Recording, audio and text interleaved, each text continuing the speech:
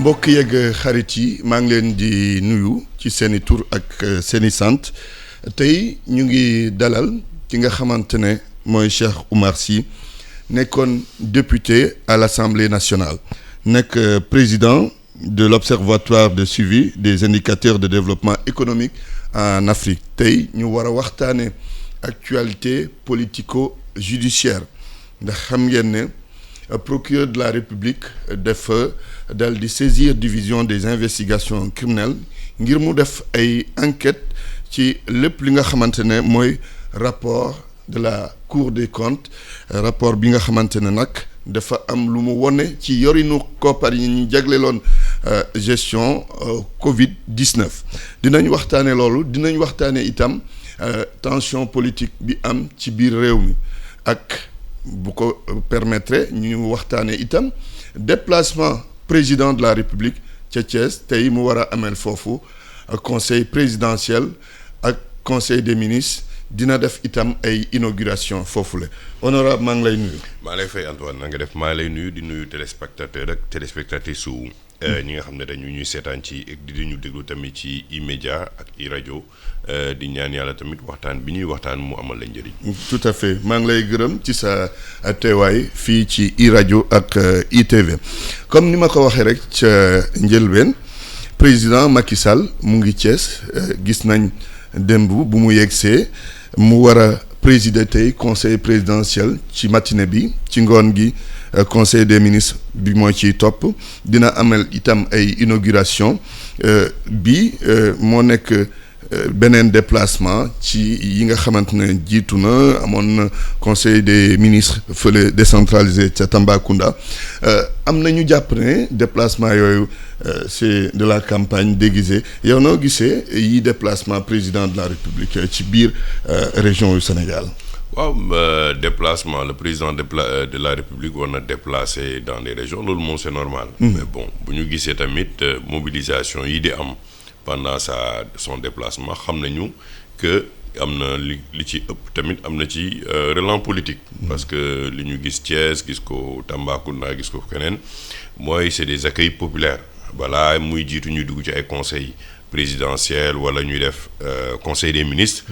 moom li ñuy gis mooy dañuy fexe ba ñi nga xam ne ñëpp ñu ngi ànd ci kuréelu président de la République gis nañ ko démb Thiès gi doon nañ gis sax Idrissa Seck gis nañ ko démb mu génn à Thiès mais gis nañu tamit maire de Thiès bi te loolu ñu ngi koy rafetlu parce que maire moom dafa war a taxaw pour vilam même bu nekkee bokkul ak président de la République kuréel ñaan nañu ni ñu ko defee ak moom fii ci Thiès ba président taxaw ci wetu maire de Thiès accueillir ko ñu war a mën a gis moom itamit mu nangul Barthélémy Dias ici à Dakar mu war ko mën a accueillir dans des grands événements pareils. Tout à fait. parce que loolu mooy démocratie loolu tamit mooy jox cër ñi nga xam ne tey ñoo yore mairie yi parce que ñoom tamit ñoom ñooy premier président de la commune. Absolument loolu mooy yoon.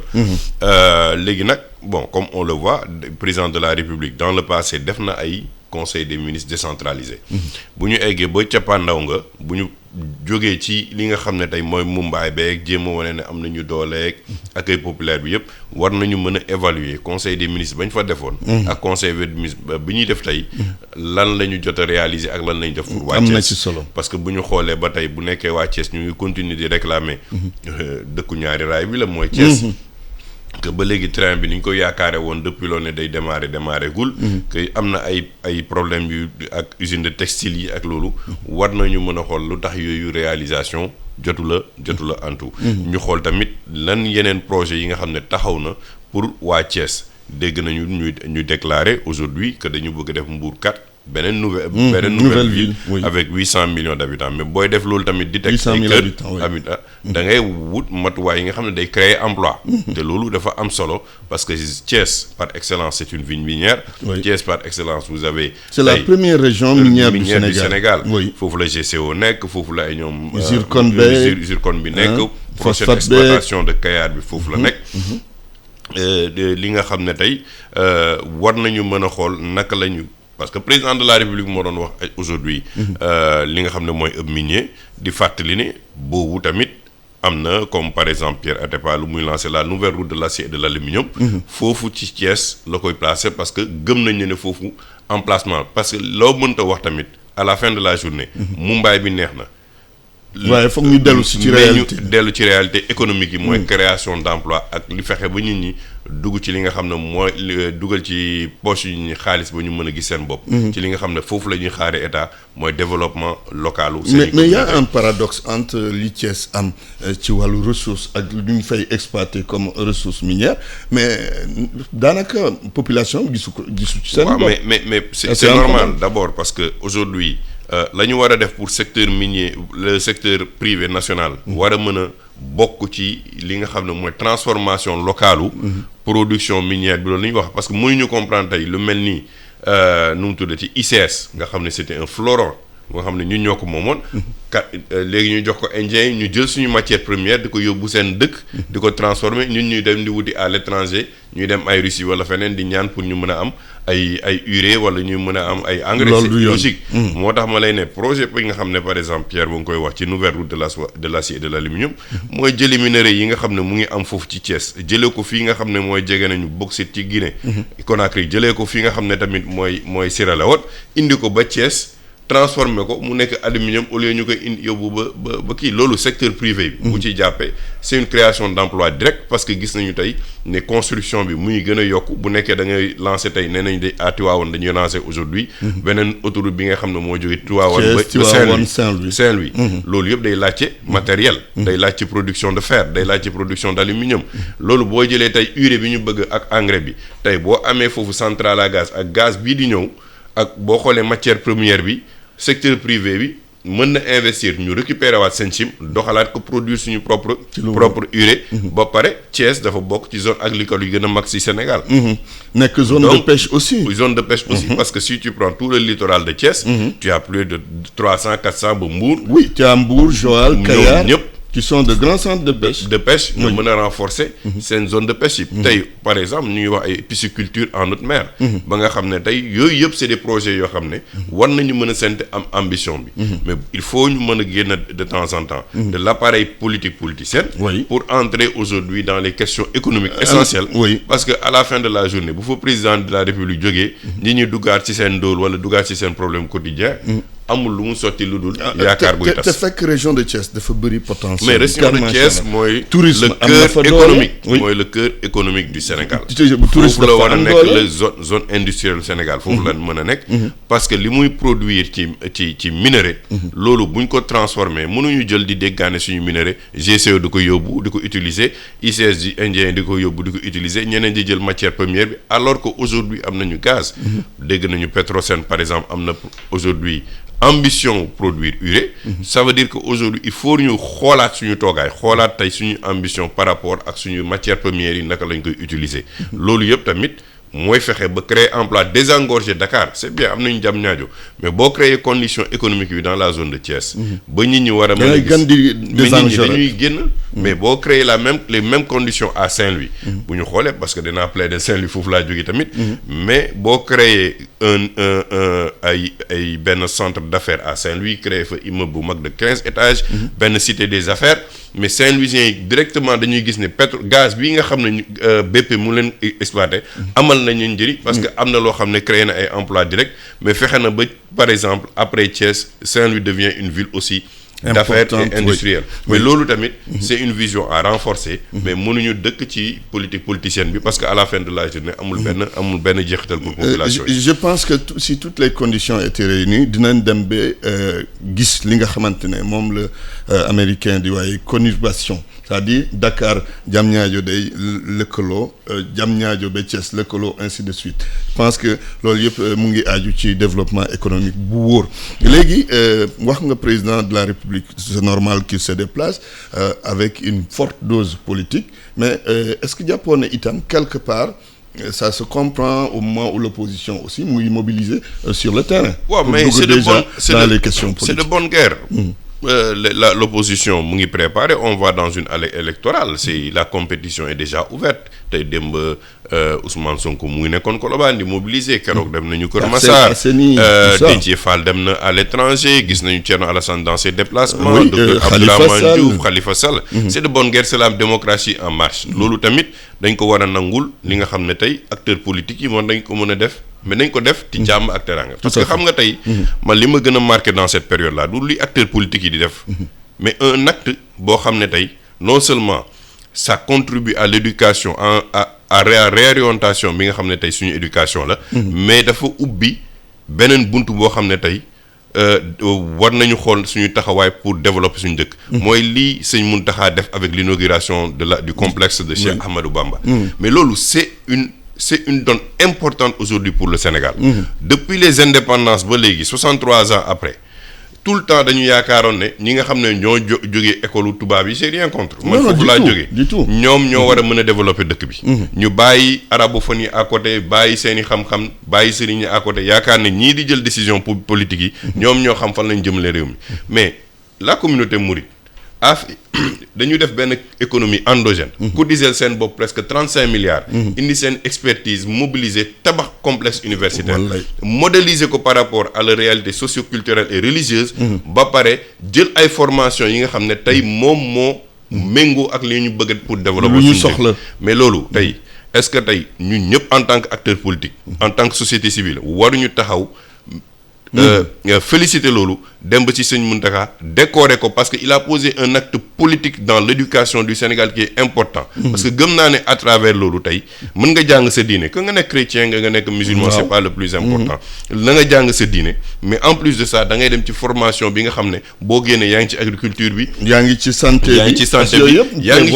ci ingénierie bi lan mooy message yu tey sëñ Mountakha au politique daf leen ne li ngeen di def nii coow li bëri na lool jaru ko man fii ma teg suma tànk xam naa ne boo ñëwee ñu ci toppee xale yi dinañ jàng dinañ yokk xam-xam mais waa extérieur seen bopp ñooy ñëw fii di sàkku ci xam-xam pour xam suñu modèle économique naka lañ ko doxalee ba mën a réussir ba xale yi mën a jàng seen diine xam kan mooy sëñ Touba El Hadj Malick Cheikh Omarou Foutiyou ba pare dem dans les formations yi am société la message bi mooy lan tamit dafa ne gune yi dem leen ngeen wuti xaalis bi ngeen di wuti nañu xam fan lañ koy investir mu jëriñ ngeen liggéey am xaalis loolu moo am solo au moment où politiciens ñu ngi fii di indi ay tensions politiques di xeex seen biir di jàkkaarloo di jàmmarloo di jéem a xool naka la ñuy def avec des pics et répliques parce que dégg nañ premier ministre ne bu ñu leen attaqué ngeen répliquer est-ce que loolu tam du yokk dara ci tension loolu waru waxu politicien la mais loolu jaru fa egg parce que lu may wax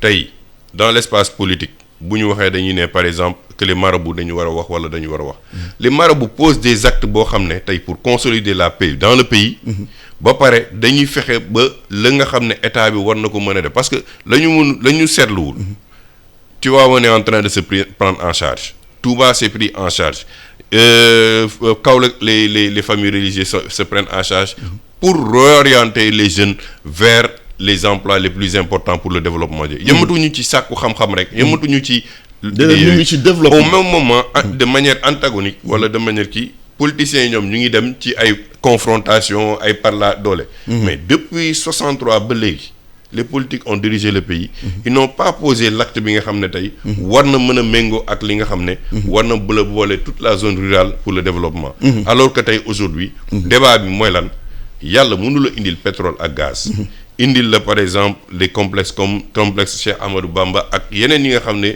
kilifa diine ñu ngi koy xalaat pour teg yow lenn rek mooy sa souci parce que tous les politiciens depuis les 63 ba léegi lan mooy sa souci mooy contrôler le pouvoir contrôler le pouvoir yow am nga pétrole am nga gaz débat bi je pense foofu lañ ko waroon a gën a concentrer les contenus programmatiques plus que sur les questions de tension je dois aussi préciser que Premier ministre def na appel boobu mais daa fekk itam des leaders de l'opposition qui appellent aussi à la résistance. waaw mais xam nga appeler à la résistance man ci période bii c'est j'appelle à la richesse.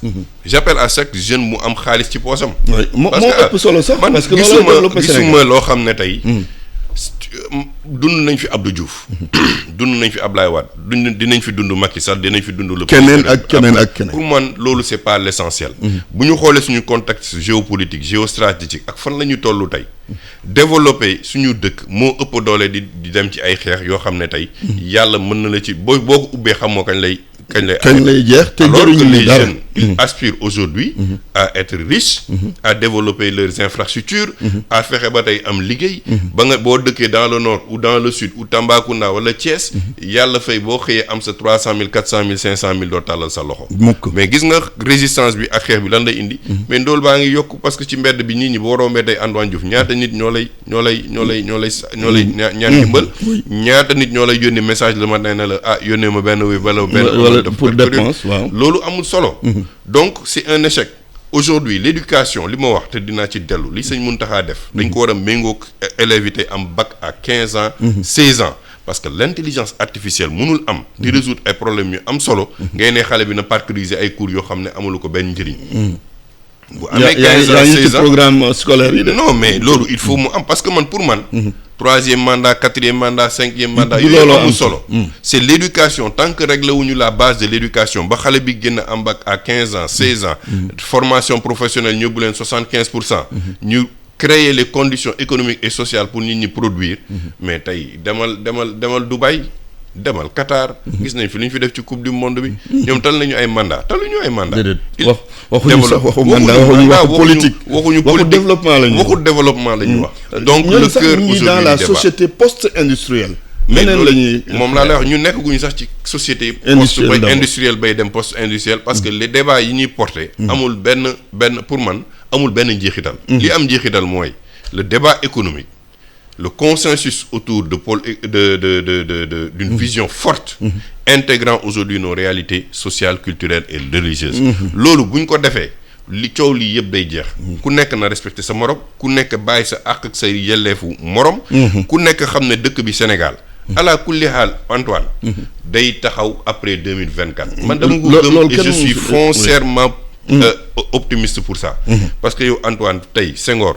mooy premier président du Sénégal. waaw séeréer chrétien ñu nangul ko embrassé ko deux entités majoritaires. aujourd'hui le maire le maire de Dakar mon ami Barthélémy Diaz. aujourd'hui chrétien la. ñu nangul ko ànd ak moom laay wax souvent un exemple boo ko gisee mu ñëw ci biir nit ñi. chaque jour mu ngi sol yore wolof. nga xam ne loolu c'est un héritage boo xam ne. mënuñu ko yàq. aujourd'hui lii ñoom sëñ Ahmadou Bamba xeex Cheikh Omar Foutiyou Tall xeex ko ñoom El Hadj Malick xeex ko ñoom El Hadj Ibrahima Niass xeex ko ba ñu daje ñun ñëpp ñu war a mën a construire un Sénégal. du parce que nous avons des ambitions personnelles moo tax ñu war ko mën a tas. moo tax man ay waxu ay guerre civile ak yooyu. dama koy teg fële gëmuma mais nag vraiment mais nag. ñu ngi ñaawlu. li nga xam ne tey ñu ngi koy gis ñu koy teg ci ndoddu kilifa yi parce que bu kilifa yi demee ba génn di ne waaw nañ ñu saaga loolu c'est très grave. parce que man sëñ Mahi Niass ba ma ko dégloo muy wax ak yeneen kilifa diine ñu commencé di ne waaw ñun dañuy nekk di ñu yekk lu ne nañu xale yi nañu sax kon nañu saa non dérive yooyu moom vraiment dérive yooyu il faut qu'on les dénonce il faut qu'on arrête parce que mënuñu xëy et puis leader politique yi ñoo war a wax ak seen militant non mais c'est interpeller carrément les leaders politiques parce que tey Sénégal bu nekkee Sénégal commencé wul 1960 commencé wul 2000 commencé wul 2016 Sénégal dafa commencé année yi nga xam ne Thierno Souleymane Baal ñu ngi commencé xeex ba ñu ñoom Cheikh Oumar di xeex tubaab yi pour ñu mën a am indépendance ñoom El Hadj ñoom sëñ Bamba ñu leen di déporté parce que dañu xeex gëm pour ne Sénégal nekk taxaw suba ñoom Maba Diakhou Ba donc c'était pas des politiques c'était des hommes religieux qui avaient foi en leur pays et qui ont combattu pour que ce pays existe et qui ont ñoom ñëpp bu ñu dajalee nangu jamono Thierno Seydou Nourou Tall jamono sëñ Fallou ñoom ñëpp ñu nangu tënk dara ne kii la ñuy jox réew mi te ñu gis conséquences yooyu nu mu positivé woon ci réew mi mënoon nañu choisir du lit comme Lamine Gueye ils l'ont pas fait yàlla moo leen may benn xam-xam pour ñu def ko mais on l'a pas regretté tout à fait aujourd'hui on ne peut pas être mooy li ngay wax sànq ci jalbeen ci tension politique ne gëm ne dëkk bi war na tàkk par A ou par B parce que non on va régler ces problèmes là et on va les régler définitivement ba nga xam ne tey day nekk suñu ginnaaw Sénégal war a mën jëm kanam parce que man li ma gëm mooy na xale yi am xaalis na nit ñi am richesse na Dubaï riche na Qatar riche na Arabie Saoudite riche nañu fexe ñun ñu dëkk bi riche parce que richesse su ndaw ñi mooy suñu jàmm loolooy défi yi sax défi yu mag yi nga xamante ne moom la Sénégal war a jànkonteel wax nga waxu xaalis rapport de la Cour des comptes am na lu mu wone am na itam ay développement procureur de la République jéebal na l'enquête bi lii di division des investigations criminelles lan mooy sa njort ci mbir moom. waaw mais loolu la ñu laajoon parce que aujourd'hui que la société civile bañ fi taxawee avec la manifestation bu ñu organiser fii ak suñu milliards du ñu rees ba ñu premier ministre bi recevoir balaa sax muy recevoir bailleurs yi. c'est après. parce que dégg naa ñu wax bailleur mais société civile moo njëkk combat bi balaa bailleurs yi di ñëw. Des engagements ont été pris devant nous par le Premier ministre. Engagement yooyu gis nañu ñu ngi koy respecté c'est-à-dire transféré nañ ko au niveau du procureur de la République. Le procureur de la République a saisi aujourd'hui la division d'investigation criminelle pour que dossiers yooyu ñu war leen suivre ñu war a rembourser ñu rembourser ñu war a jàpp ñu jàpp mais warul mën a continuer parce que luubal bi day yàq économie. mais ci jàpp boobu on a plus pour le moment fonctionnaires yi leen gën a visé gum alors que les fonctionnaires ils étaient sous la tutelle de ministre. waaw moom laa la wax xam nga tey dañ commencé. xam nga mënuñu anticiper. mënoo anticiper waaw ci la ñuy wax mais aussi foog ñu alerter. il faut que ñu alerter c'est-à-dire aujourd'hui il y a des ministres qui ont été interpellés ci recommandation de Cour des comptes bi. ak ay DAGE ak ñooñu ñëpp dañ leen war a mën a traiter du même pied d'égalité. kañ ci war a jàpp ñu jàpp leen. barki démb Gemato ñu ngi ciy wax. affaire permis yii di wax tey aujourd'hui ne dafa am ay corruption. xam nga loolu lan lay indi day rey secteur privé bi sax. parce que corruption bu bëri. secteur privé ba nga xam ne. loolu lenn rek lay xool mooy des étrangers viennent dans nos pays